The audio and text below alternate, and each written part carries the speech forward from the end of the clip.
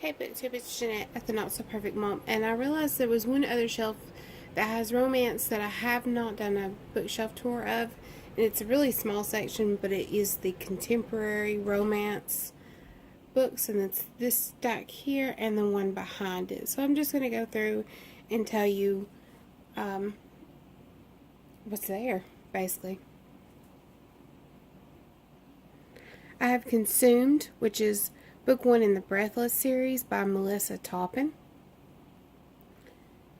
Anna's Crossing by Suzanne Woods Fisher. This is a book in the Amish Beginnings novel. Return to Me by Justina Chin. The Billionaire's Dance. This is Billionaire's Bachelor's book 2 by Melody Ann.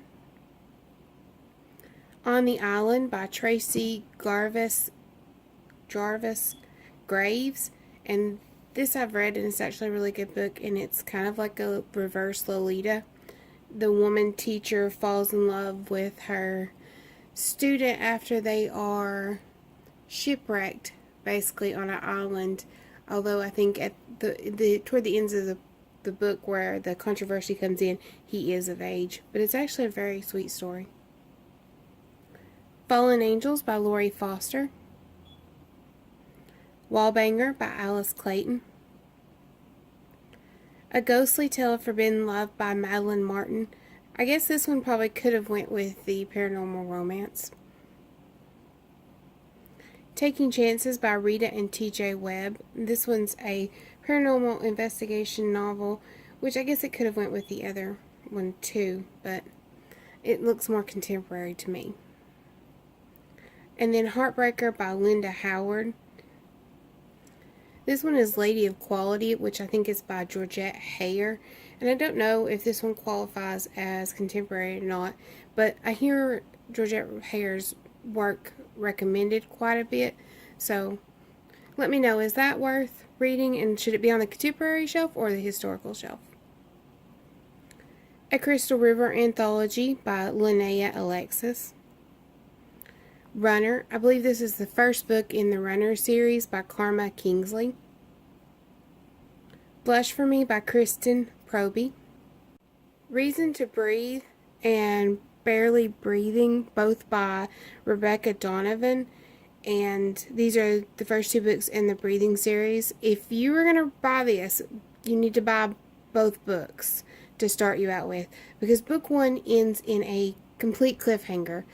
Like, the end of it is there is no breath, and then they leave you with that note. So if you're going to read it, get both books. Remember Me by Sophie Kinsella. Hot Night by Shannon McKenna. Edge of Midnight by Shannon McKenna. It Happened One Night by Julie James. From the Start by Melissa Tighe. And this is a like a sports related romance, which is not usually my thing, but I read this a while back and it was actually a really cute story. Ugly Love by Colleen Hoover. If you've not checked out Colleen Hoover, you really should. I cried with this book. Owning Violet by Monica Murphy. And the last and newest addition to my shelf is For the Love of Mandy. This is the second book in the Mandy story series by Judith Ann Conan. I've got book 1 on my Kindle. The author sent it to me when I won this in a giveaway, and I just finished reading it, which you'll hear about it in my March wrap-up. But it was so good, and it's not exactly what you think by looking at this cover. You really have to read the description. It is really good.